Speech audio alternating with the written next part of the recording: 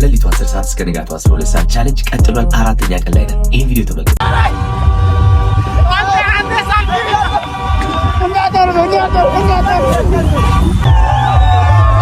ይህንን ከእናንተ አይምሮ ጋር ላገናኝላችሁ። አይምሯችን 86 ቢሊዮን ኒውሮኖች አሉ።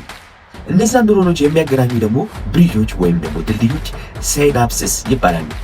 ሁልጊዜ አዲስ ነገር በተማራችሁ ቁጥር እነዛ ብሪጆች ወይም ድልድዮች ጠንካራ እየሆኑ ይሄዳሉ። አሁን አዶናይን ለማግኘት ልክ እንደ ክሬዚ ሲሮጥ የነበረውን ልጅ አስታውሱት። አልቆመም፣ ተስፋ አልቆረጠም። መኪናዎች መካከል ከመኪናዎች ጋር እየተጋፋ ልቡን እስኪደፋ እየሮጠ መጨረሻ ላይ ግን አሳካው። አሁን ይህ ልጅ አዶናይን ብቻ ማግኘት የፈለገ ይመስላችኋል? እያደረገ ያለው ያጋጠመውን ኦፖርቹኒቲ ለመጠቀም ነው። 2.3 ሚሊዮን ሰዎች ነው የተመለከቱት። ይሄ ትክክል አይምሯችሁ የሚሰራበት ሂደት ነው። ሁልጊዜ በጣራችሁ ቁጥር አይምራችሁ አዲስ የሆኑ የብሬን ኮኔክሽኖችን እየፈጠረ ነው የሚሄደው።